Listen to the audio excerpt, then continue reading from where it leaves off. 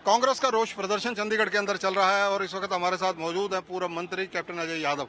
यादव साहब, कांग्रेस का रोष मार्च क्यों?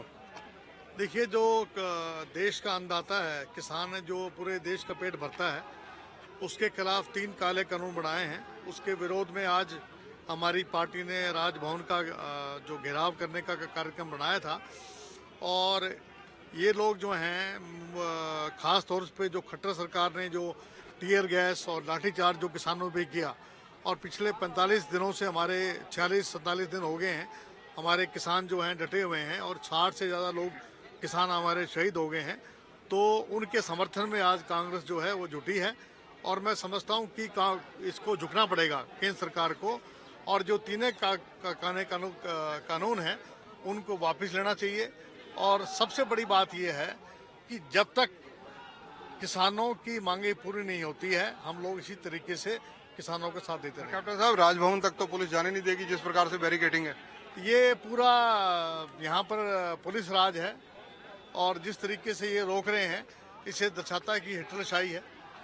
नीरज जी, आप विधायक हैं, कृषि कानूनों को लेकर कांग्रेस राजभवन तक तो पहुंच नहीं पा रही। देखिए साहब, राजभवन तक नहीं पहुंच पा रहे, इन्होंने पुलिस प्रशासन की व्यवस्था कर रखी है, पर भावनाएं जरूर सरकार तक पहुंच रही हैं। और मैं दिल्ली में बैठी सरकार को एक ही बात कहना चाहूँगा कि रावण की तरह जिद मत करो। जैसे रावण अधर्म पे चला था, अंत तक सीता माता को वापस नहीं किया, जबकि राम जी ने बहुत मौके दिए रावण को। हनुमान जी को भेजा बात करने के लिए, अंगद जी को भेजा।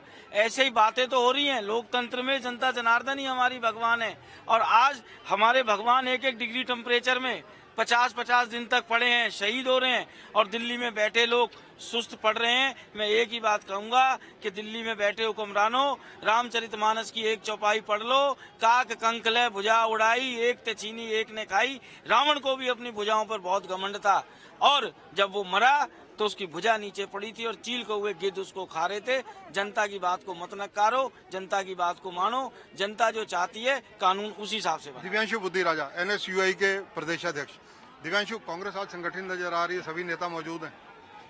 बिल्कुल, कांग्रेस पार्टी एकजुट है, और आज राजनीतिक लेवल से ऊपर उठ के आज किसानों की लड़ाई है, और उसी लड़ाई को लड़ने कांग्रेस पार्टी आज राजभवन का घेराव करने के लिए इकट्ठी हुई है।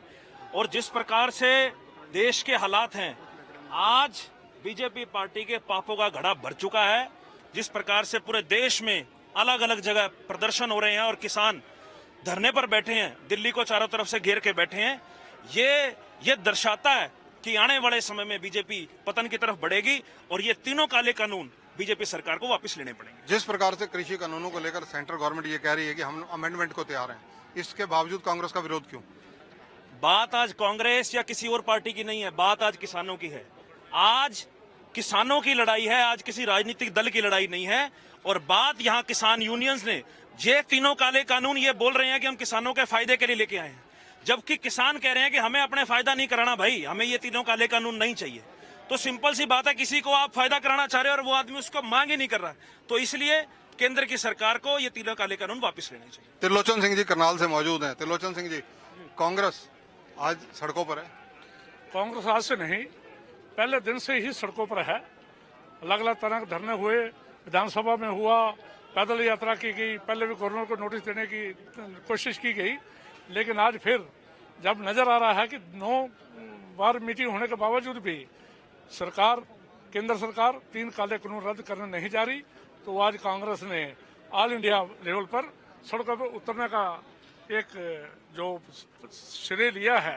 ये पहले दिन से हम किसानों के साथ हैं, आगे भी रहेंगे जब तक 3 कानून रद्द नहीं होते।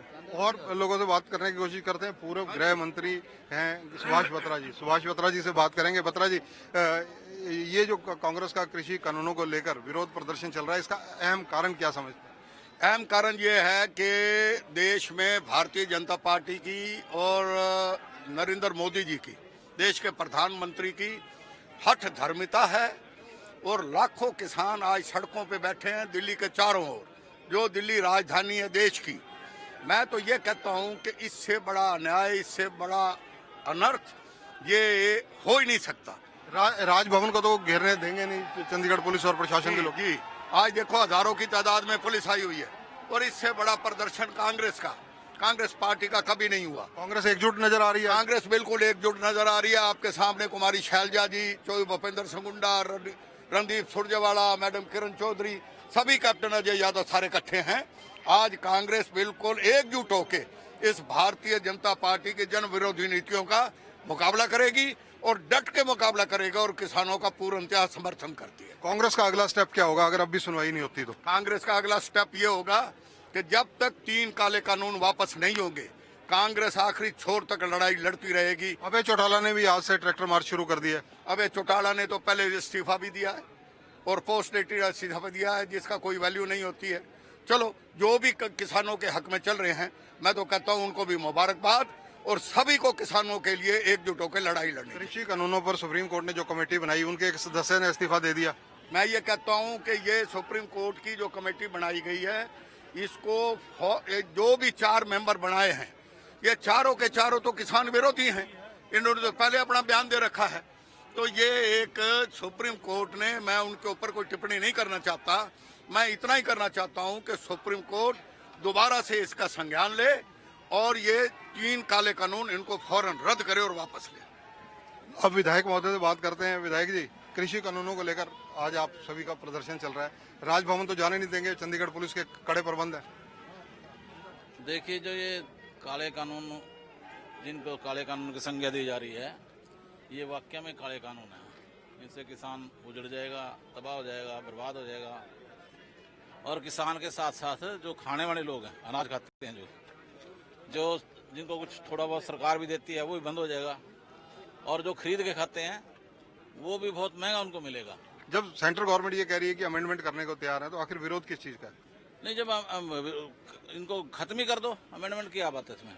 अभय चौटाला सिरे से बनाओ। अभय चौटाला ट्रैक्टर पर सवार हो गए यहाँ से। हाँ, नहीं, ठीक है, अपना अपना सभी करी जा रहे हैं।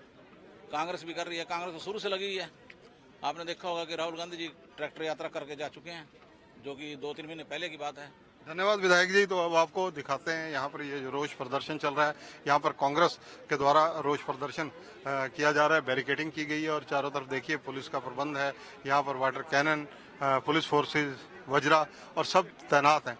लेकिन कड़े सुरक्षा प्रबंधों के बीच पुलिस की ये कोशिश रोकने की कि ना जाने दिया जाए बैरिकेडिंग के माध्यम से। लेकिन कहीं ना कहीं जो कांग्रेस के कार्यकर्ता हैं, वो अभी तक इस प्रयास में हैं, डटे हुए हैं कि कहीं ना कहीं बैरिकेड तोड़े जाएं। ये दृश्य यहाँ के हम अपने दर्शकों तक पहुँचा रहे हैं। सबसे अहम बात यहाँ पर, वजनदार बात ये कि कांग्रेस की एकजुटता आज देखने को नजर आ रही है। कांग्रेस के सभी ग्रुप जो हैं यहाँ पर एकजुट हैं।